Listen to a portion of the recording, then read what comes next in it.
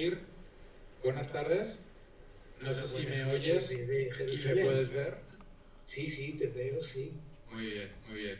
Pues muchas gracias por estar aquí con nosotros esta tarde. Hemos visto un documental que nos ha dejado a todos bastante un poco en shock, que es el documental Inocencia, nacidos para ser militares. No sé si lo has visto o no lo has visto, este documental. No, lamentablemente no. Bueno, pues es un documental que explica el proceso de militarización de la sociedad israelí y está hecho sobre todo a partir de los relatos de algunos jóvenes que se alistaron en el ejército contra su voluntad, otros fueron convirtiéndose más en críticos y algunos de ellos se llegaron a suicidar, ¿no?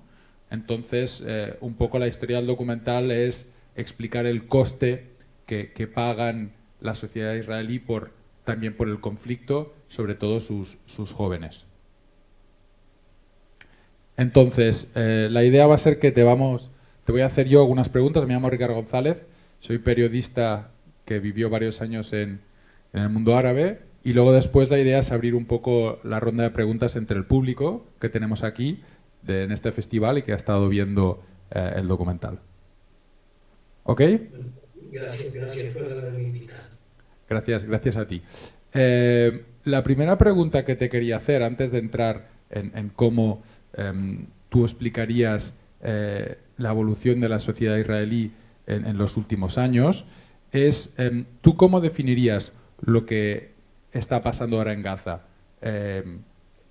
Lo que está haciendo el ejército israelí. Hoy ha habido un comité de la ONU que ha dicho que había elementos para considerarlo un genocidio. ¿Tú le llamas genocidio? ¿Le llamas crímenes de guerra, masacre, una simple guerra? ¿Qué definición le pondrías tú?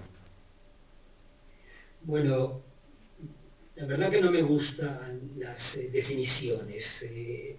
Si yo tendría que, si me obligas a encontrar una palabra, yo no sé, a lo mejor una barbarie, no sé, una carnicería. La palabra genocidio no me cae bien y no quiero discutir con aquel comité de las Naciones Unidas que tú has nombrado, el cual no sabía hasta este momento, pero me parece que la palabra genocidio no cabe. Pero ¿qué importa cómo la llamemos? ¿No? Está claro que han habido acá por lo menos 45.000 muertos en la franja de Gaza, y eso es terrible más allá del nombre con que lo definas. Muy bien. Entonces, en todo caso, le llamaremos barbarie. Lo que cuesta de entender fuera de Israel, en Europa, en Cataluña, donde estamos nosotros, es cómo puede ser que una mayoría de la sociedad israelí, si no me equivoco, esté de acuerdo en el hecho de estar cometiendo esta barbarie. ¿Tú cómo lo explicarías? Sí, bueno, también en Israel hay una minoría, lamentablemente, tú lo has dicho previamente, una minoría que también está en contra de esta barbarie, de esta masacre. ¿Cómo se explica? Bueno, intenté explicarlo en el libro que he publicado hace un mes atrás, El eclipse de la sociedad israelí.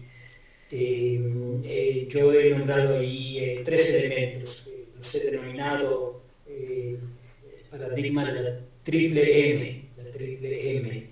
Hablo del militarismo, hablo del mesianismo y hablo del miedo. Los 3 elementos juntos de alguna manera explican a la sociedad israelí y explican el apoyo que la sociedad israelí le está dando a este tipo de masacre. El miedo tiene que ver con algo que está ya en la piel, en el DNA de la sociedad israelí. Es un miedo que nosotros mamamos desde pequeños, que tiene que ver con una historia larga, tendida, de persecuciones, de matanzas, de discriminación. El hecho de haber creado acá un Estado no nos ha liberado del miedo. Israelí vive constantemente en un estado de miedo a pesar de ser la potencia militar más grande del Oriente, por lo cual, ante ese miedo, bueno, las oposiciones de que ante amenazas la única forma de enfrentarlas es militarmente, a la fuerza, y si la fuerza no ayuda, usando más fuerza todavía. El segundo elemento, el militarismo, claro, que se desprende de este miedo del cual estoy hablando. Las suposiciones de que si en los años 40 hubiéramos tenido un ejército, tal vez el holocausto no hubiera sucedido, no hubiera ocurrido. Por lo cual la conclusión es que para que no haya holocaustos en el futuro necesitamos un ejército, y cuanto más poderoso mejor. Y lo que sucedió con el tiempo es de que si en algún momento hemos sido un país con un ejército, hoy somos un ejército que arrastra a un país.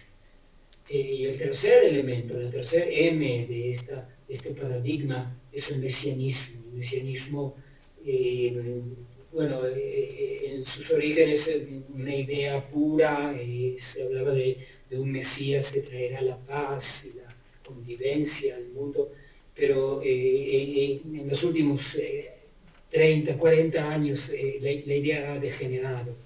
Es algo que a lo mejor en el Occidente cuesta un poco comprenderlo. La idea, gente se pregunta acá por qué el Mesías todavía no ha llegado. Y una de las respuestas más populares, es porque esta tierra está en estos momentos impura, está llena de árabes, musulmanes, que si no fuera por ellos, el Mesías ya tendría que estar acá. La respuesta, la consecuencia es de que estos grupos de extrema derecha, que hoy son parte integral del gobierno de Israel, estos grupos se han propuesto echar a los palestinos de esta tierra, la tierra que, de acuerdo a su versión, Dios se la otorgó al pueblo hebreo, y bueno, de una forma u otra, el gobierno de Netanyahu,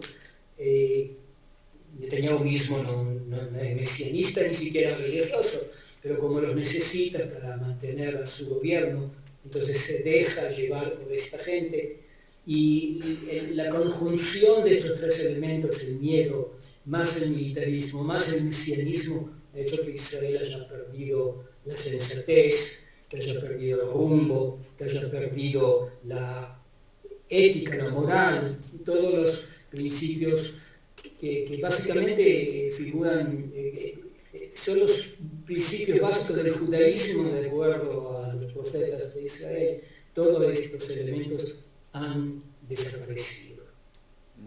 Yo te quería preguntar, ¿cuánta gente crees, qué porcentaje de población hoy en día en Israel está a favor de negociar con los palestinos una solución, por ejemplo, como la de los dos estados?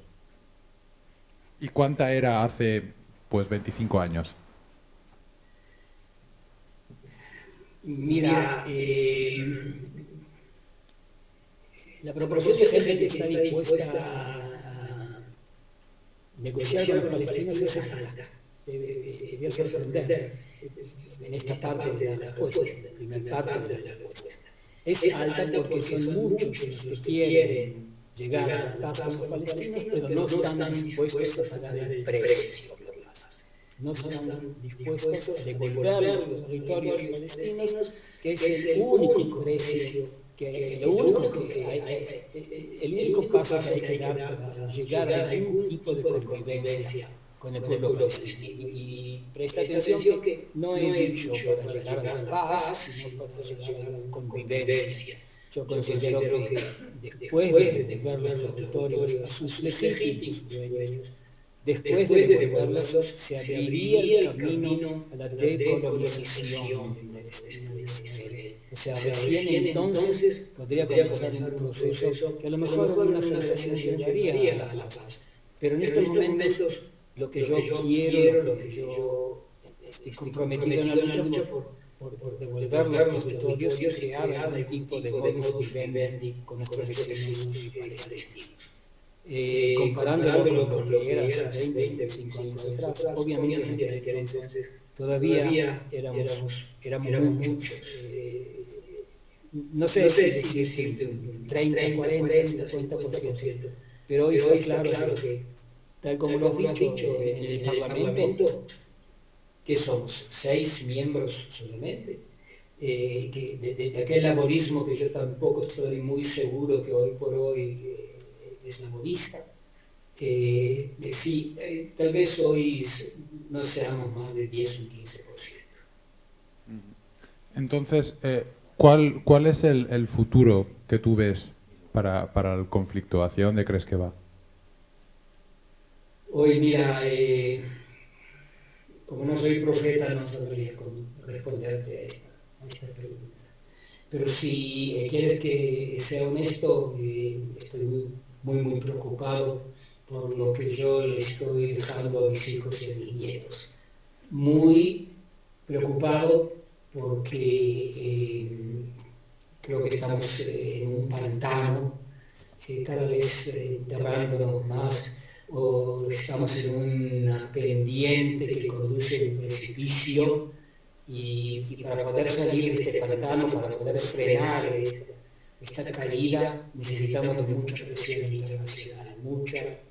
Solos no podemos, y no la veo a esta presión internacional, menos ahora con el triunfo de Trump en las elecciones, pero tampoco la Unión Europea, que tiene ideas claras y critica abiertamente al Estado de Israel, no la veo sancionando, implementando sanciones contra el Estado de Israel. Motivo por el cual, ante la pregunta de cuál es el futuro, mira, yo quisiera creer de que en algún momento el péndulo va a cambiar de dirección. Yo pertenezco a la generación que que ha visto caer el muro de Berlín, y ha visto a Mandela, presidente, y hemos visto al presidente Sadat de Egipto venir a Israel y firmar la paz justo con Begin, el líder de la derecha israelí. Entonces, o sea, la historia nos da sorpresas de tanto en tanto. Pero como mis amigos dicen que soy muy ingenuo, entonces sí, tengo esperanzas, aunque debo reconocer que cada día se hacen más difíciles, cada día las esperanzas son más lejanas. A veces hemos oído en los medios de comunicación que esta extrema derecha a la que has mencionado que está en el gobierno, para ellos su plan sería expulsar a los palestinos, por ejemplo, de Gaza a Egipto, y que creen que la solución, entre comillas, del problema palestino es que desaparezcan los palestinos, ¿no? Sabemos cuál es la solución que proponen los defensores de los dos estados, que seáis un 15, un 20, un 30, lo que sea, ¿no? La pregunta es, ¿cuál es el plan de futuro que tiene alguien como Netanyahu, que está en la mitad de los dos campos y que al final es el que lleva, creo que es el primer ministro que ha estado más tiempo en el gobierno de la historia de Israel, ¿no? ¿Cuál es la solución o el futuro que él quiere para Israel en la cuestión del conflicto con Palestina? Mira, no sé por qué has dicho que Netanyahu está entre los dos campos. Netanyahu está claramente en el campo de la derecha. No está, no es que tiene algún tipo de relación con la oposición israelí. Y en realidad, para ser un poco más claro, lo que llamamos la oposición en Israel es también derechista. Es también derechista. Entonces el campo político hoy en Israel está dividido entre una derecha fanática y una derecha un poco más moderada, pero todos son derechistas.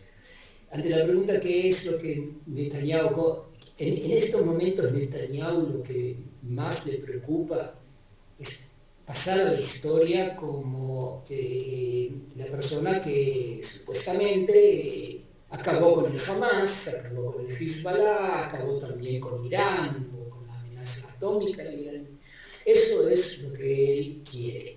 Está muy preocupado por la imagen que él está dejando en la historia. No quiere que lo recuerden como el primer ministro responsable de la catástrofe del 7 de octubre del año pasado. No quiere pasar a la historia como pasó Golda Meir, tú recuerdas, también en octubre del 73, 6 de octubre, que la historia la recuerda como la persona que no pudo, no fue capaz de prever el ataque egipcio y sirio y la culpable de centenares de muertos en una guerra que nos agarró de sorpresa. Entonces ahora Netanyahu, más que la pregunta qué es lo que él quisiera para el Estado de Israel, creo que su mayor preocupación es cómo yo, Netanyahu, pasaré a la historia. Agreguemos a esto el hecho de que Netanyahu también está involucrado en medio de un juicio por corrupción, otro tema que le preocupa en absoluto, que el juicio está postergándose más y más debido a la guerra, en tanto se combate, entonces él no puede comparecer ante la corte, y desde esa perspectiva, sin intención de ser demasiado cínico, algunos oyentes a lo mejor me acusarán, yo creo que le conviene en este momento continuar la guerra para postergar el juicio que en cualquier momento retomará.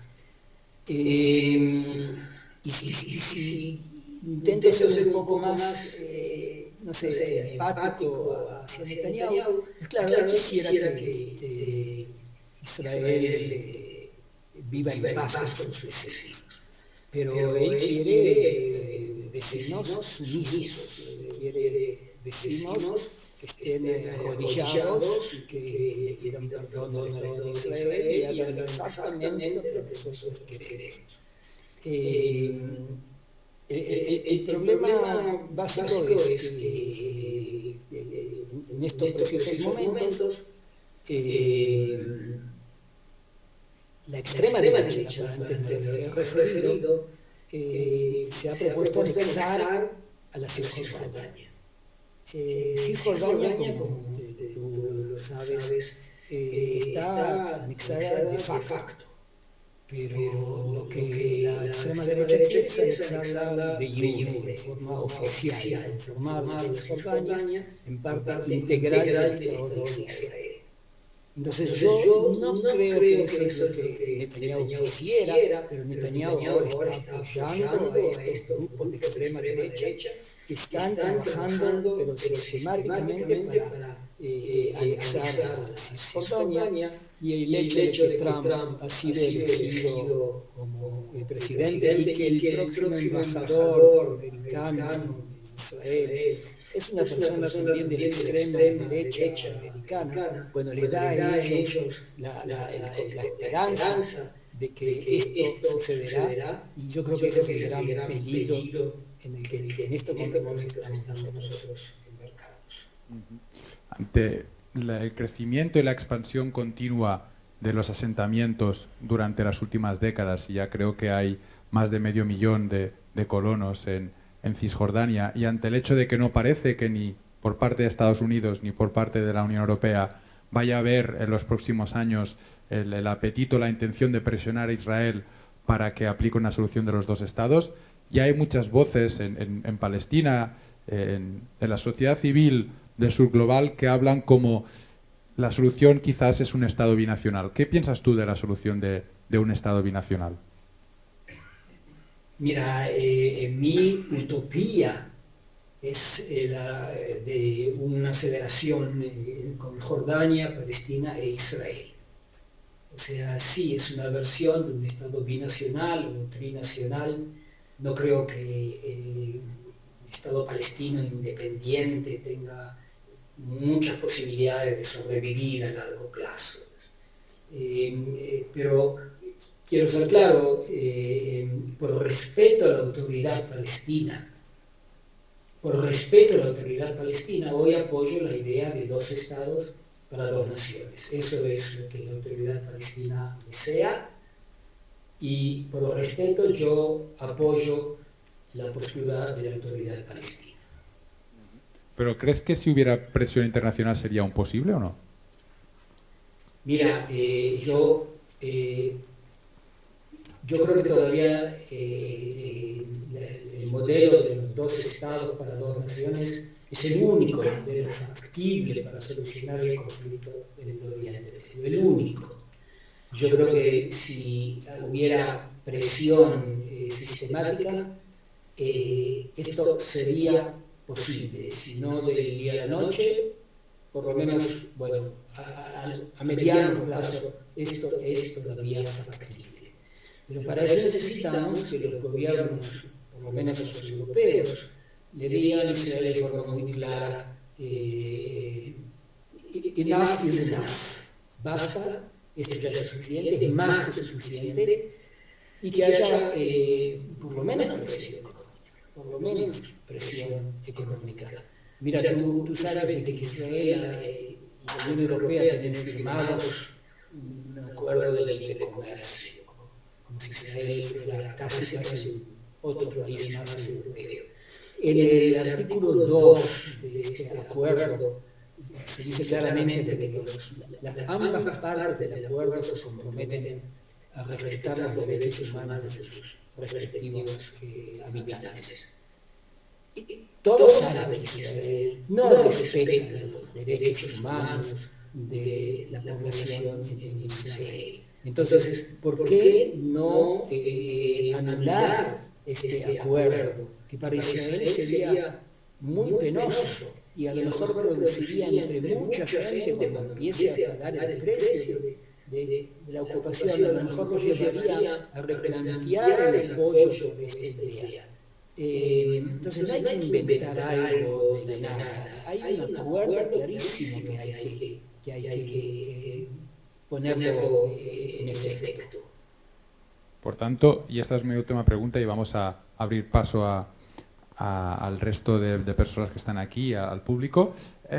¿Tú crees que la esperanza para una paz o para una convivencia, como has dicho, hay que buscarla ahora mismo más afuera de Israel que no en el hecho de que este péndulo que ha ido hacia una dirección equivocada, ¿no?, toque un límite y vuelva otra vez? La esperanza está más fuera que dentro.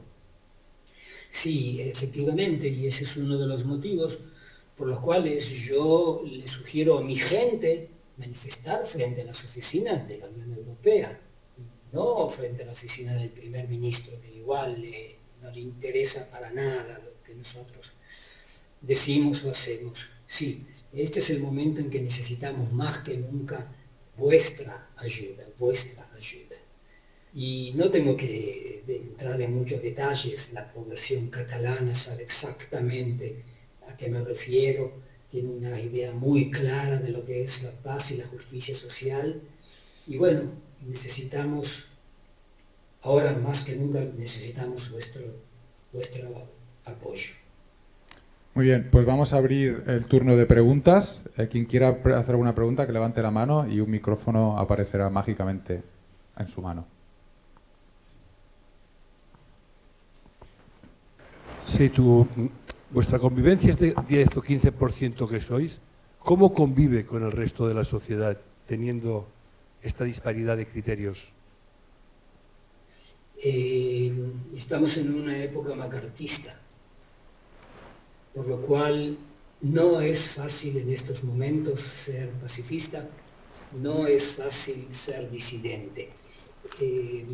Es más fácil en Tel Aviv, digamos, que es una ciudad abierta y más o menos liberal, mucho más fácil en Tel Aviv que en la ciudad en la que yo resido, en Jerusalén. En Jerusalén es sumamente difícil y en particular para gente joven que tiene miedo que a lo mejor en la universidad o en el trabajo puedan tener problemas con sus patrones. ¿Sí? Aquí. Vale. Para la cámara, bueno, es igual. Bueno, a ver, básicamente serían dos cuestiones. Una, que indica que el gobierno de coalición de Netanyahu no está plenamente homogéneo. Por ejemplo, el cese del ministro de Defensa, que discrepaba de la línea más ultraderechista que ha emprendido Netanyahu. Y luego hay otra cuestión que también me interesa, que es que, a ver, para que la gente, digamos, los palestinos de Gaza, por ejemplo, pero también de Cisjordania, puedan tener una vida tranquila, que es una vida digna de ser vivida. En Gaza la cosa está horrorosa y en Cisjordania también se plantea. Y luego hay un problema también respecto a de los dos estados, que es que, en definitiva, está la cuestión del derecho al retorno. La mayoría o muchos palestinos son exiliados en el Líbano, en Jordania, donde tuvieron el Septiembre Negro, Gaza, que era de Egipto. Entonces, hasta que no se logre esto de el derecho al retorno, que implica una cantidad de gente volviendo a territorios que en definitiva eran suyos y que fueron expulsados en 1948, entonces pues la cosa se hace muy complicada, ¿eh? Si a eso añadimos la famosa frase de Ronald Reagan, que Israel era el portaaviones de Palestina, y ahora, como has dicho tú, la llegada de Trump, yo lo veo francamente complicado. Vamos. Sí, perdón, ¿cuál es tu nombre? Jordi Cañameras. Jordi, mira, sí, has dicho muchas cosas con las que concuerdo. Tanto en lo que respecta a la homogeneidad del gobierno, y tú bien has dicho, haber echado al ministro de Defensa, bueno, si hay gente dentro de la gama de la extrema derecha, había gente que tenía pequeñas divergencias que, bueno, Netanyahu le molestaban. Pero el tema que me parece más complejo acá de todo lo que has dicho, Jordi, tiene que ver con el tema del derecho al retorno. Seguramente tú lo sabes, porque veo que conoces el tema de forma muy desde adentro. Desde las conversaciones de Oslo y hasta prácticamente hasta el 6 de octubre del año pasado, la autoridad palestina reconocía de que el derecho de retorno físico de estos refugiados a sus casas, que hoy son parte integral del Estado de Israel, el retorno físico es imposible. Motivo por el cual tanto la autoridad palestina como Israel acordaron de que lo que Israel deberá hacer es indemnizar a aquellos refugiados que perdieron sus casas en el 48.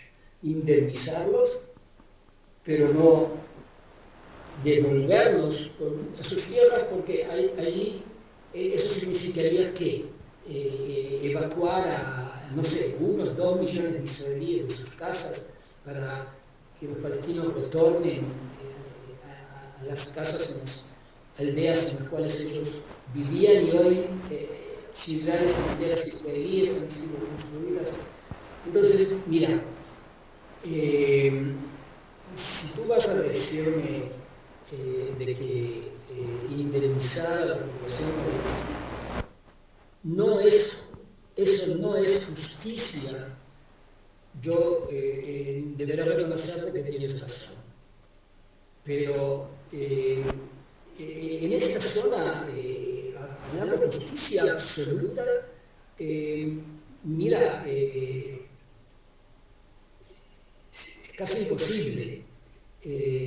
Claro, hay activistas que todavía sueñan con la justicia, pero yo personalmente, que he tenido hasta hace 10 años atrás, he sido político, bueno, entonces busco soluciones que son factibles, que son posibles de lograr, por lo cual el retorno físico de los refugiados a sus casas, yo sé que esto es imposible, pero más aún, y imagino que parte de los oyentes acá en esta sala no les gustará esta respuesta, pero tengo que buscar soluciones que sean factibles, que puedan ser implementadas, porque si no, no saldré de este pantano nunca y cada vez me iré enterrando mucho más.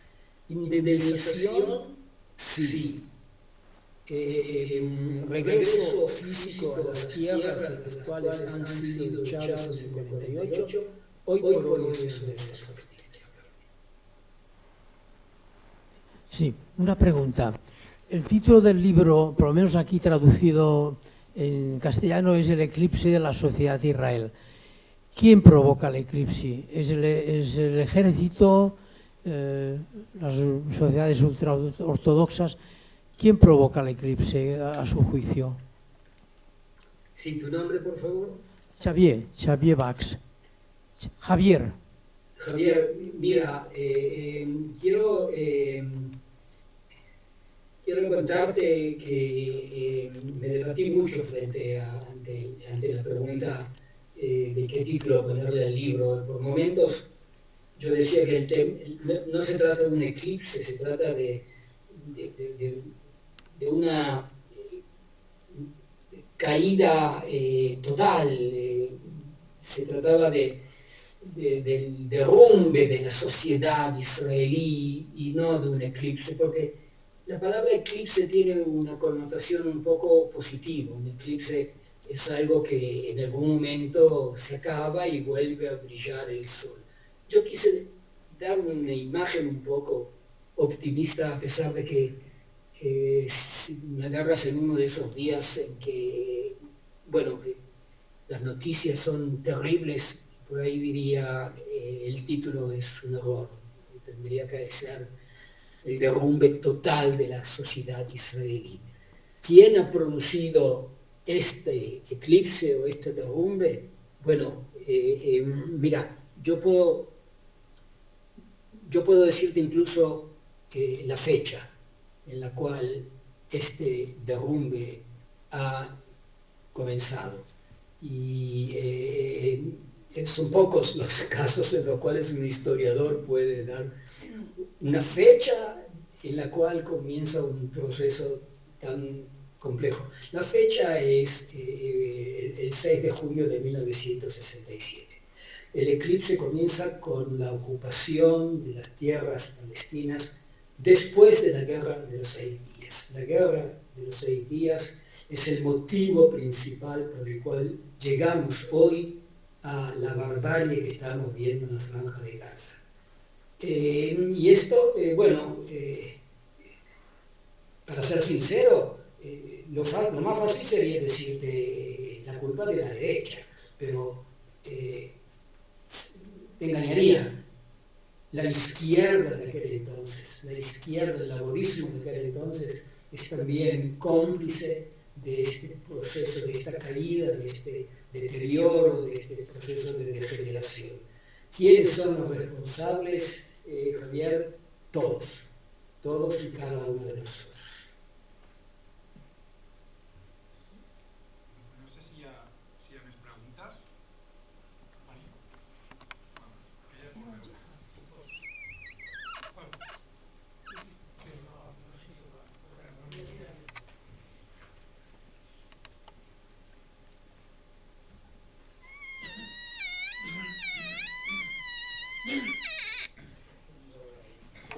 Hola, me indico Andrés y bueno, me llamo Andrés y me gustaría saber simplemente esto de que en Israel, en un país como Israel, que tiene una historia muy tan corta en el sentido moderno, bueno, no sé cómo.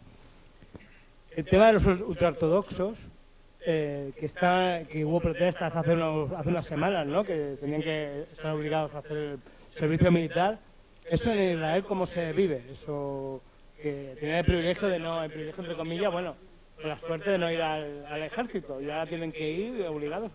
¿Eso cómo se lleva en Israel? Siempre ha sido como una especie de...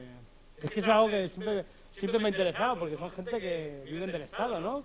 Y el resto de la sociedad de Israel son un poco como que casi no trabajan, viven de rezar y claro, y no tienen el privilegio de eso de no ir al ejército, ya tienen que ir.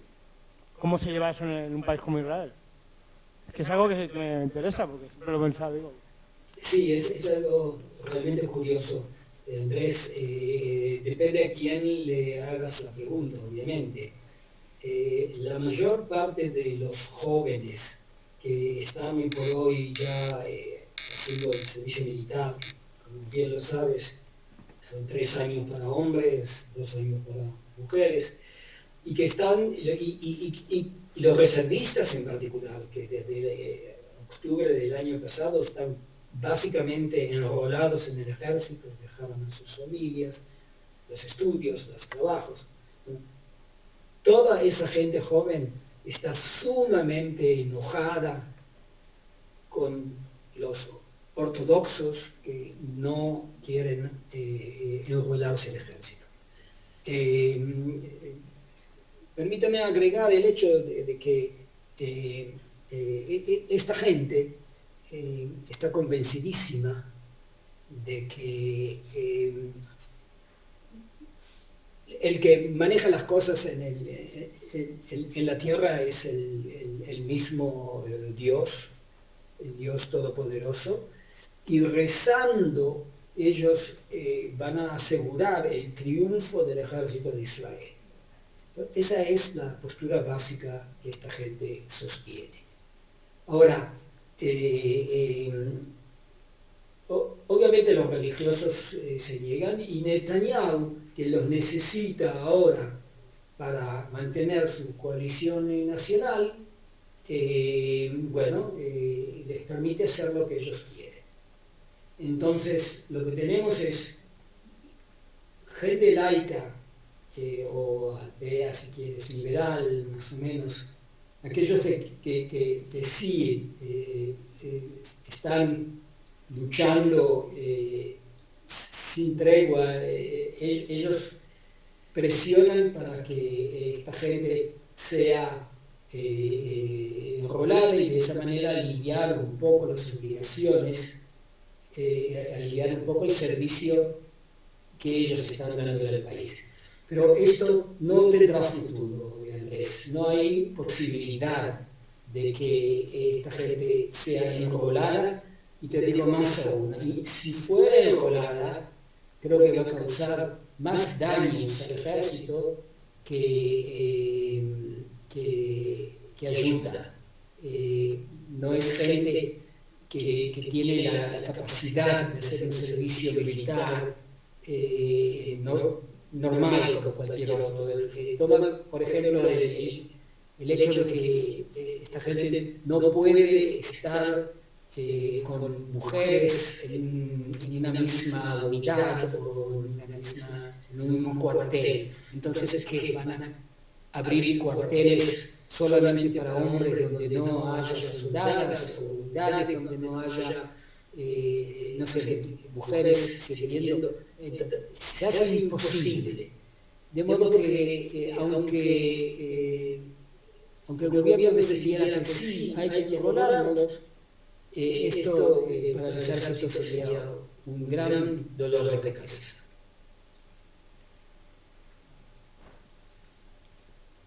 No sé si hi ha alguna pregunta més per Juli. Sí. Usted antes se ha referido a que igual una estrategia o una posible salida sería presionar, ya no sino tanto a Estados Unidos, por lo menos a la Unión Europea, y un tema sería poder hacer presionar para que se cancelara el acuerdo de libre comercio. También existe y usted lo sabe, es el movimiento BDS, que es un movimiento pacifista o que intenta buscar soluciones que serían parecidas a cancelar acuerdos que en el caso de la Unión Europea. Es cierto, por ejemplo, que en España, desde la presidencia de gobierno, ha hecho intentos de cancelar contratos de venta de armas y de compra de venta de armas, que son elementos muy importantes. El otro día tuvimos la oportunidad que se nos presentara un informe que le llaman la banca armada, que es cómo las entidades bancarias españolas financian empresas militares en las que están involucradas empresas israelíes. Pero otro elemento, que es el boicot cultural, por decirlo así, y también el esportivo, hemos visto estos días, hace una semana en Ámsterdam, unos enfrentamientos considerables y ahora parece que es hoy o parece que es hoy mañana, hay un encuentro entre Francia e Israel y el despliegue de fuerzas para proteger este acontecimiento es tremendo, porque la presión de los colectivos palestinos y musulmanes pues seguramente será cierto. Vemos que los gobiernos, por lo menos los gobiernos actuales, les cuesta mucho y al contrario hacen como una apuesta clara para la represión de cualquier movimiento que se oponga a este tipo de actividades, de boicot o de no permitir, ¿no?, esta doble moral de decir, bueno, Rusia, lo digo porque es un ejemplo que ha salido muy frecuente, Rusia no puede participar en las Olimpiadas, pero el Maccabi puede ir a jugar a fútbol, a básquet o a baloncesto, perdón, en cualquier rincón. O sea que veo que es como muy complicado, porque parece que las estructuras de gobierno, que podríamos decir muchas de ellas, Francia, Inglaterra, Holanda, hay como un pozo colonial que hace como que se solidarice con estas posturas israelianas, ¿no? Que quizá exagero un poco, pero tengo la sensación de que se están inmunizando mucho frente a ese tipo de presiones. No sé si ustedes de aquí perciben, porque claro, los hinchas que aparecieron, las grabaciones que aparecieron en Ámsterdam eran dolorosas, porque hacían cánticos como muy duros como hemos visto también en la película, ¿no? Muerte a los árabes, o sea, una actitud realmente muy agresiva. No sé cómo se percibe todos estos movimientos externos y comerciales aquí en Israel, aunque yo creo que usted está diciendo algo muy justo y muy acertado, ¿no? Cómo presionar desde fuera a nuestros propios gobiernos y comunidad europea, ¿no? Mira, yo le tengo mucho respeto también a la gente del BDS.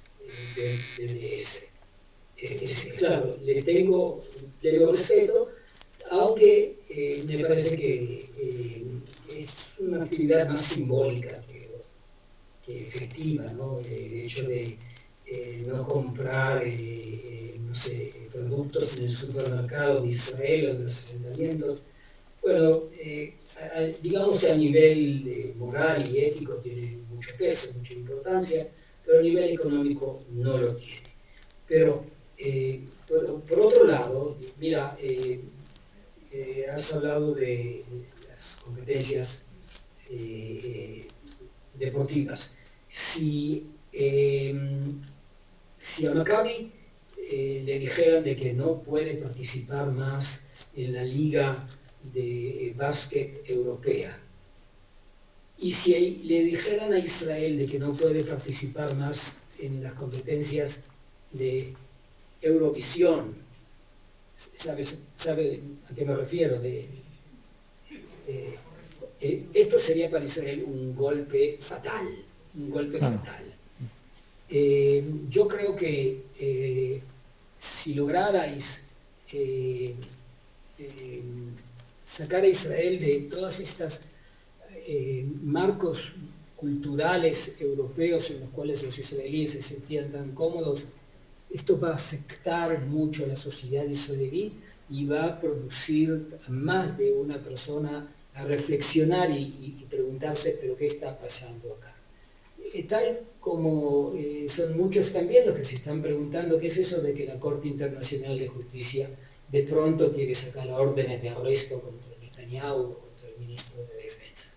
O sea, hay gente joven que este tipo de actividades les producen algún tipo de mecanismo de reflexión. No el gobierno no le importa para nada, pero son muchos los israelíes que empiezan a preguntarse qué está pasando si nosotros vamos a Ámsterdam, uno de los lugares que más apoyan al Estado de Israel desde siempre, con historia de apoyo desde el Holocausto, y de pronto ahí mismo, no solamente bandas musulmanes nos atacan, sino que la policía dice abiertamente no tenemos ninguna intención de ir a ayudarlos, a salvaguardarlos, porque no podemos, como humanos, no podemos apoyar a estos israelíes. Bueno, este tipo de actividades, si va a ser consecuente, también va a producir acá, tarde o temprano, algún tipo de cambio en la forma en que el israelí entiende el conflicto y su postura frente al mundo. Sí. Ese tipo de cosas influirán. Sí. Hay que tener también cuidado con el BDS cuando quieren, cuando deciden no invitar a una universidad israelí o no compartir estudios académicos contra universidades israelíes. Ok, perfecto, hay que saber también distinguir entre profesores israelíes que o apoyan o que son indiferentes a lo que está pasando, y hay profesores israelíes que están luchando cotidianamente por la paz, sacan también un precio de ello. Entonces el BDS tiene que ser un poquitito más, digamos, hilar un poco más fino para que aquellos que están contra la ocupación no paguen el precio por algo que ellos no son responsables. Yo por aclarar, porque nos hemos encontrado como cine con este dilema, porque si fuéramos estrictos con el BDS no podríamos haber proyectado documentales en esta muestra de cine, porque algunos de ellos están financiados por el Ministerio de Cultura y Deporte, que es una línea roja. Y en eso le doy toda la razón y le agradezco que lo diga tan claramente, el hecho de que hay que afinar, que hay que saber distinguir cuando una película que hemos hecho antes, que es Innocents, Niños Nacidos Militares, que es un director que también hizo 5 cámaras rotas, es el mismo director. Claro, poder proyectar una película de estas características, como la película Dos niños al día, que también es una producción israelita, o una película H2, el laboratorio de la ocupación, que también es una película israelí, aquí a veces puede generar alguna discusión, pero al final creo que esto es muy relevante, saber distinguir, como ha dicho usted, quién está dando soporte a esta barbarie, a esta masacre, y quién de alguna manera intenta buscar soluciones, que yo creo que es su caso con el caso del libro, pero también de muchas de las películas que estamos proyectando. Por tanto, le agradezco eso de saber analizar y concretar y discernir, ¿no? Diríamos, en este tema. Exacto. Bueno, ustedes están acostumbrados a trasnochar. Nosotros acá en Jerusalén a estas horas estamos muy dormidos. Claro, estamos... Así que... señor Meir Margarí, muchísimas gracias por su paciencia y por su colaboración, y esperemos que en otras ocasiones quizá con más optimismo nos podamos volver a encontrar. Intentaremos leer a fondo su libro y cuando nos haga usted preguntas verá que nos lo hemos leído.